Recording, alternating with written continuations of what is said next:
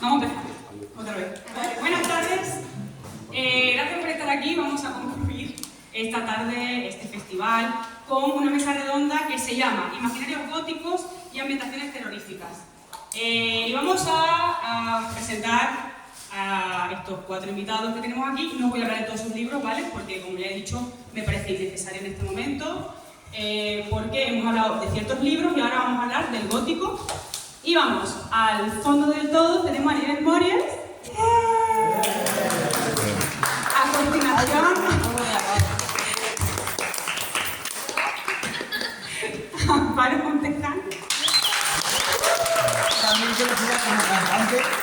Al cual, el mismo logo se arranca, se le da una cervecita y nos canta algo más. Álvaro Aparicio.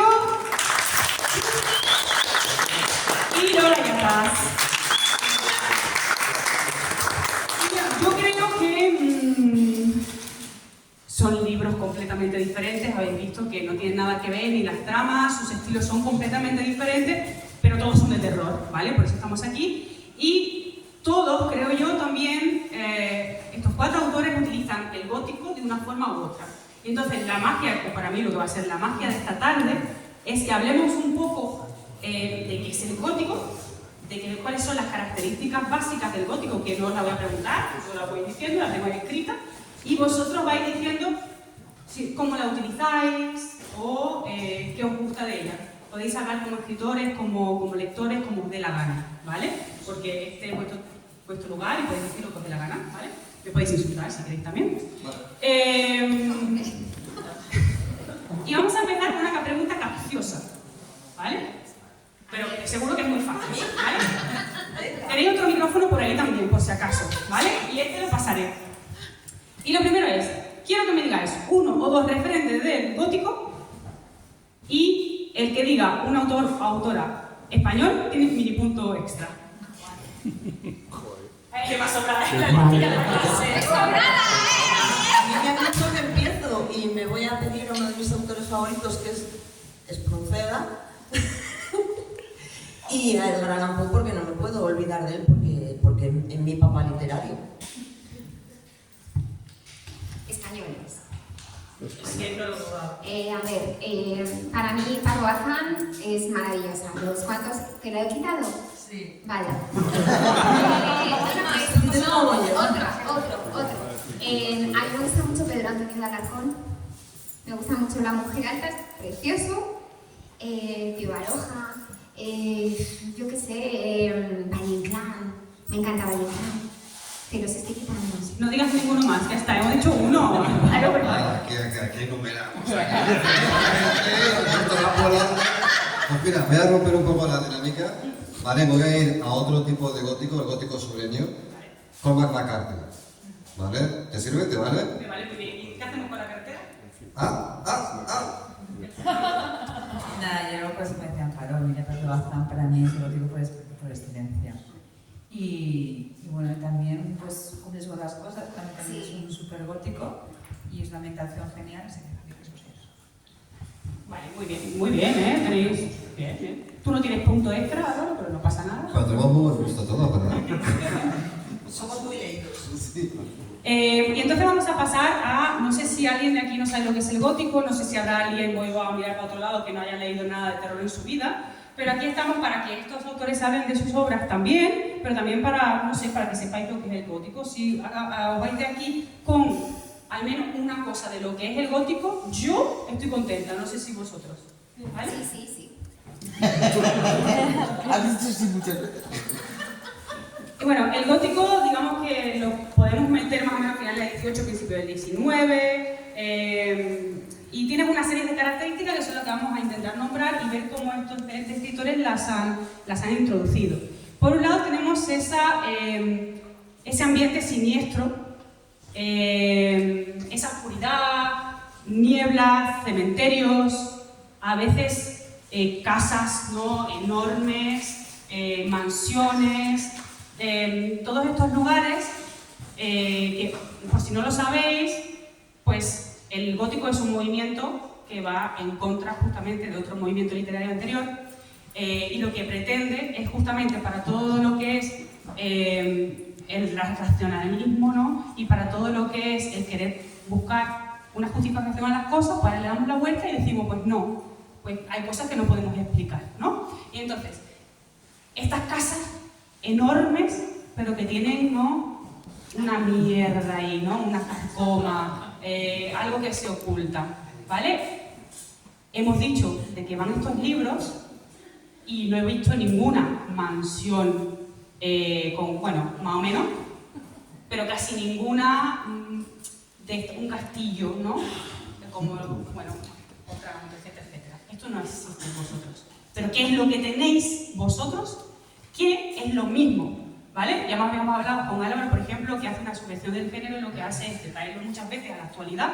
Eso es lo que busco. Budapest, por ejemplo, pues igual, no está esta mansión encantada, pero hay otros elementos. ¿Qué tenéis vosotros en vuestros libros o qué utilizáis? ¿Qué es esta mansión encantada? Vamos a ver, para mí los edificios y los escenarios de la literatura gótica tienen algo en común y es que son un personaje más de esa literatura. Y si se caracterizan por algo es por su decrepitud, no por ser mansiones, sino por ser edificios tan decrépitos como sus habitantes. En Budapest claramente hay un palacio encantado muy decrépito. Lo podéis ver en un vídeo de Rammstein por si tenéis la curiosidad de saber, está rodado allí. El videoclip es Mein Herz brennt. Es tal cual, está ahí rodado y creo que es un ejemplo muy claro del gótico. Y también los páramos lúgubres, solitarios, tristes, que respiran por sí mismos. Toda la imaginería de Budapest está muy, muy, muy viva. Y en el resto de mi obra igual. Es algo que he tomado prestado del gótico. Para mí la literatura gótica además es como Black Sabbath y Led Zeppelin para el rock y el metal. Los padres. Son los padres y de ahí desciende todo el terror moderno, prácticamente. O sea que sí, utilizo muchísimo esa imaginería de escenario vivo. Bueno, a ver, yo no tengo mansiones como tal, pero para mí lo más importante es la atmósfera. Entonces, la atmósfera es gótica, la atmósfera es densa, es amarga, es brusca, me da muchísima inquietud. Y yo creo que eso es muy importante dentro de las historias de literatura gótica. Y luego hay una cosa que también me gusta mucho del gótico sureño, del que comentaba Álvaro. A ver, en el inicio de las historias góticas, como todos sabemos que bueno, surgen en Gran Bretaña, todos sabemos eso, pero bueno, todo eso luego pasa a las colonias norteamericanas, ¿no? Pero claro, hay que adaptar una literatura X de un viejo continente a un nuevo continente que no tiene esas mansiones, que no tiene esas casas. Y ahí tenemos al revolucionario Poe, por ejemplo, Etta Hoffmann, por ejemplo, que lo que hacen es difuminar, ¿no?, esa línea de esto es la realidad y esto es la irrealidad, lo que no debería de estar y está. Y yo creo que eso es lo que yo hago un poco en mi literatura, es lo que me gusta. El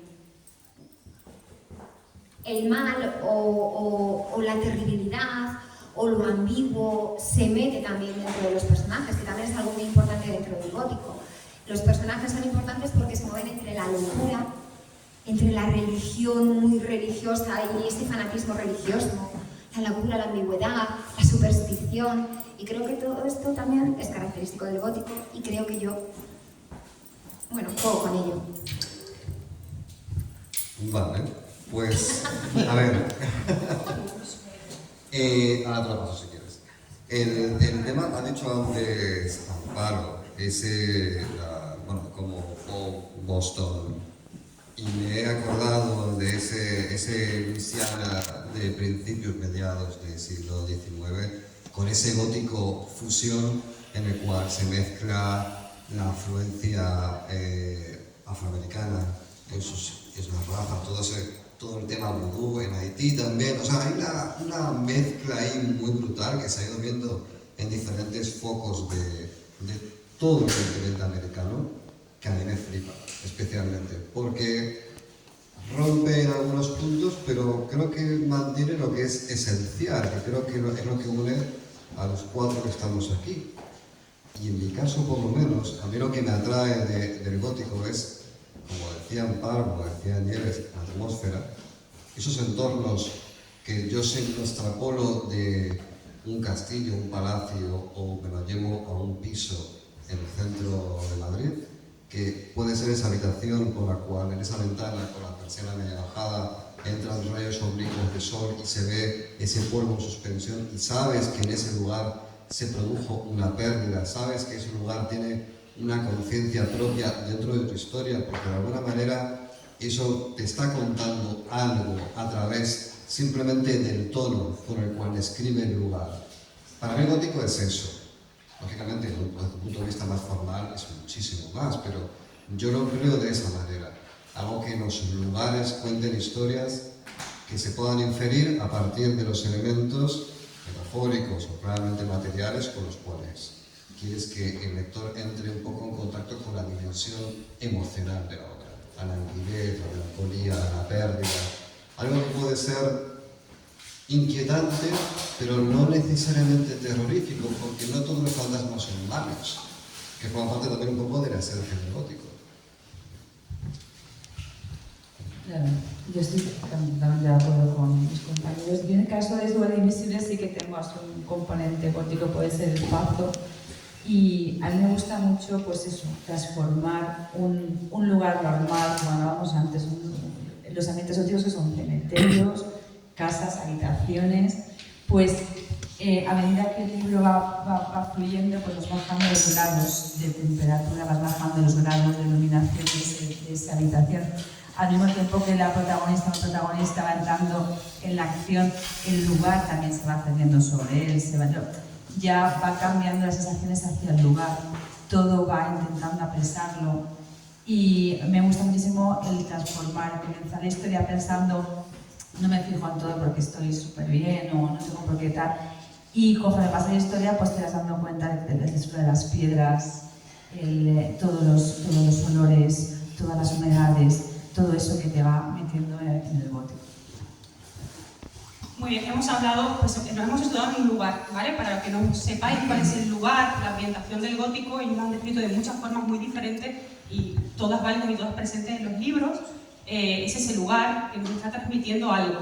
Es ese, ¿no? Me ha gustado mucho esa imagen del polvo en suspensión cuando entran los rayos del sol a través de la persiana, de esos páramos.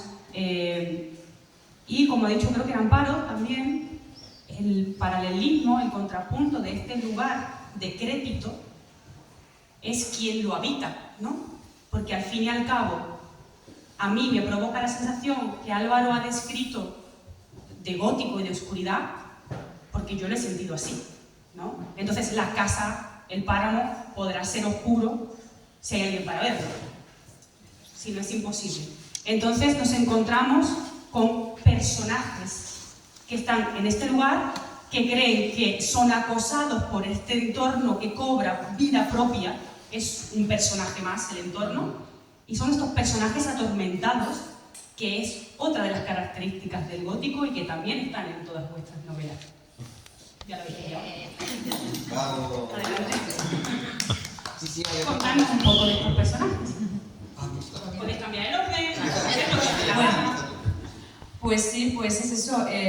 Yo creo que el gótico juega con todas esas emociones que hacen que de repente tu realidad y tu percepción pues sea mucho más sensible y que te encuentres amenazada y que sientas todo el tiempo pues que se te pone, pues que hay algo acechando.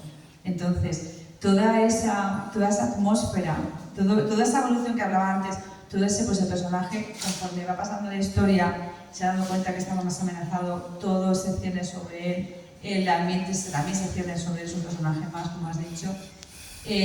Pues los personajes también tienen su propia evolución y esa evolución pues en el gótico suele ir pues en espiral hacia abajo. Cada vez estás en una encrucijada en la que estás metido más en la historia, estás metido más, logras ver en ese polvo en suspensión pues ves, si puedes sentir todas esas cosas que antes solo eran pues polvo y surpresión y ya está. Entonces, pues yo creo que es un acompañamiento a lo que es la psique del personaje. Yo quiero comentar dos cositas. La primera, respecto a los entornos naturales utilizados en el gótico, es que habitualmente tendemos a idealizar mucho la naturaleza como el abrigo natural de la vida. Y la naturaleza puede ser increíblemente hostil. Un bosque, una selva negra del siglo XVII en invierno, para una familia que está pasándolo francamente mal, o una mala cosecha o lo que sea, puede ser un entorno de muerte al atardecer. Pero puede ser para cualquiera de nosotros, yendo a hacer senderismo, un entorno de vida, porque lo ves con la percepción de que no es tu enemigo. En el gótico se juega mucho también con esa atmósfera de peligro constante, de que la naturaleza, en cuanto se gire en contra por el motivo que sea, puede ser perfectamente tu tumba. Esto me recuerda a los sauces de Blackwood, por ejemplo, que ahí esa sensación continua de inquietud prevalece todo el tiempo. Un entorno naturalmente idílico de pronto puede ser tu peor enemigo por motivos X.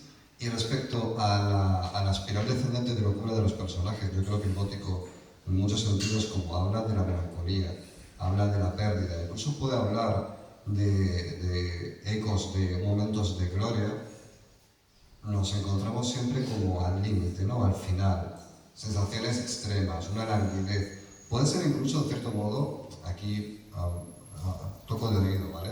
Que es ese momento en el cual, de algún modo, esos autores y autoras empiezan a meter en la ecuación elementos de psicología, de depresión, de ansiedad, de incluso formas de socorro, de decir, esto que me está pasando es la puerta a un tipo de locura que no tiene por qué ser necesariamente locura, pero que claramente es un estado de tristeza que a día de hoy consideraremos depresión absoluta.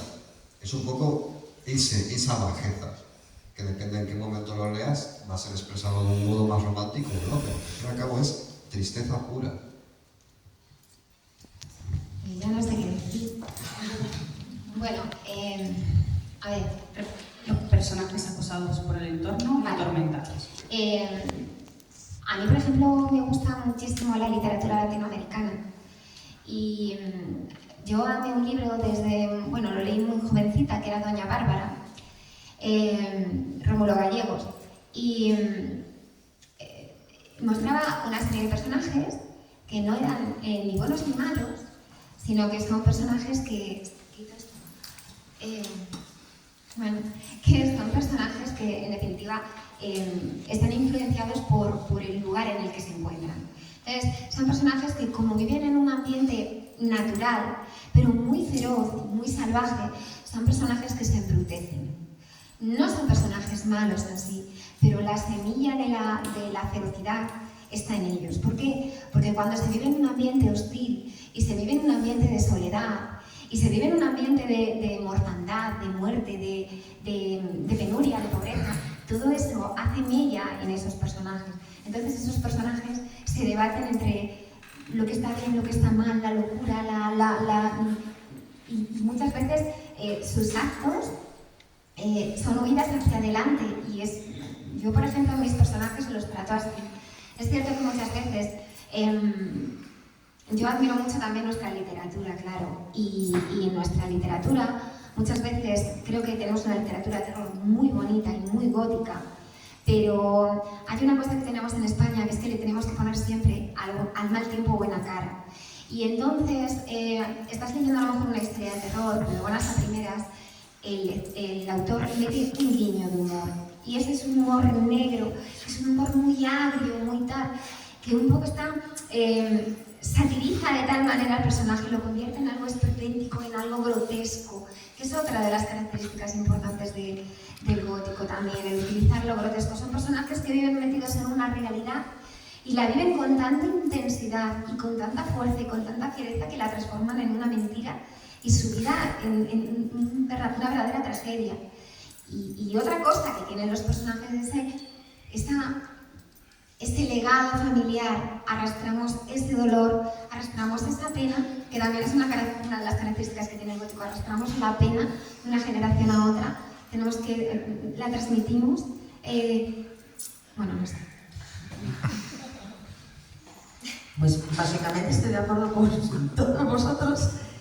Y yo reconozco que a mí con el gótico me gusta mucho juguetear, porque pese a que la mayoría de mis libros pueden tener una pinta muy vanguardista, lo que pasa es que me gusta mucho hibridar géneros, pero todos tienen ese pulso de una de las primeras historias que me impresionó muchísimo, y fue el hundimiento de la casa Asher. Y creo que desde bien pequeña, que fue cuando la leí, percibí ese paralelismo entre edificio y persona. El declive de esa casa era el declive de la familia y de los habitantes que quedaban en ella, y todo era despreciable, todo daba asco, la casa, ellos, y había un protagonista que no se coscaba de nada. Decías, pero tú ¿a qué has venido aquí, Panoli? O sea, está pasando esto delante de tus ojos y no te has enterado. Y me encantó empezar a juguetear con ello. Yo creo que en una de las cosas más clásicas que he escrito, que es La chica descalza en la colina de los arándanos, hay una casa que respira y llora al ritmo de la protagonista. Es gótico, sureño puro. Es gótico, sureño puro, sí. Sí. Y desde entonces siempre intento encontrar esa forma de expresarme, porque me parece de un lirismo precioso y aparte es muy perverso. Hacer que el entorno reaccione a los personajes, que los personajes reaccionen al entorno, y teneros a vosotros como ese protagonista del hundimiento de la casa Asher diciendo, pero ¿qué coño está pasando aquí? Que creo que es el ideal de la literatura gótica, el tener al lector, al espectador, en un estado liminal entre la realidad y la ficción, muy tambaleante. Y el terror es muy gustoso para experimentar eso. Y justamente retomo lo que acabas de decir, Nieve, para ir más allá y seguir al siguiente punto, justamente, que es del gótico, y es que tenemos a los personajes atormentados por un entorno que hemos dicho que es el reflejo de sus propias preocupaciones, esa melancolía, esa herencia familiar, esa culpa, ¿vale? Tengo que seguir adelante pase lo que pase, y esa espiral de locura que hablamos hace que el personaje principal atormentado realmente cree que lo está mirando, ya sea el entorno, y entonces sucede el fenómeno fantástico, ¿no? Y por el que estamos aquí, que es otra característica justamente del gótico. Vamos a hablar del fenómeno fantástico entonces dentro del gótico y dentro de vuestras novelas. A mí me gusta mucho, pero eso ya reconozco que es por puro sadismo con la gente que me lee, es quitarles ese alivio. En la literatura gótica sí que es verdad que todo gira en torno a me miran, me acechan, me observan y de repente ¡chan! Todo es verdad. ¿Y si os lo quito? ¿Y si es verdad? Eso es más guay. Lo siento, pero eso es mucho más guay. Quitar ese elemento sobrenatural, preparar todo el escenario. Vosotros lo tenéis todo, esto es una obra de teatro, se abre el telón, tenéis un paisaje lúgubre, personajes despreciables, malvados, me admiran, me acechan, me observan. Voy a tener el alivio de que cuando cierre el libro todo va a ser mentira. Qué bien voy a poder dormir esta noche. No. Y eso es muy guay. Romper el gótico por la mitad, utilizar todos sus tropos y negar el alivio. Eso es todavía mejor. Soy mala, ¿no? Eres sádica, realmente. Bueno, a ver, a mí me gusta mucho todo lo que es mezclar la religión. Me gusta mucho porque es un mundo tan... porque qué fácil es caer en lo que hemos hablado de esta es mi verdad, creo en ella, pero la vivo con tal vehemencia que la convierto en fanatismo. Entonces, este mezclar la religión, la espiritualidad malentendida, Luego, el tema del demonio, me encanta el tema del demonio, porque realmente, luego, ¿qué es el demonio realmente? Pero si es que ya Dios de por sí es el demonio, ¿cómo Dios permite todo lo que pasa en el mundo? ¿Cómo tal, cómo cual, cómo es este Dios inmisericorde? No será el demonio, no este Dios bifronte, o sea, a mí todo esto me parece... El nane para citarte según un relato tuyo. El Dios impedido. Pero sí es cierto, o sea, mezclar esa idea de los personajes que apoyan en algo, porque la religión sirve para eso, evidentemente, las creencias, ¿no? Los personajes se apoyan en un Dios que creen en unas oraciones, piensan que van a encontrar una salvación a la terribilidad, digamos, que están viviendo, al dolor que están experimentando, y se dan cuenta de que llaman a Dios y Dios no está. Y lo que aparece es esa versión oscura de Dios, llámalo Satán, llámalo como te dé la gana, que está ahí, y a lo mejor si te aferras, claro, cuando uno se encuentra en un momento de su vida terrible, se aferra a un clavo ardiendo. Y a lo mejor a mí eso me atrae muchísimo. Y bueno.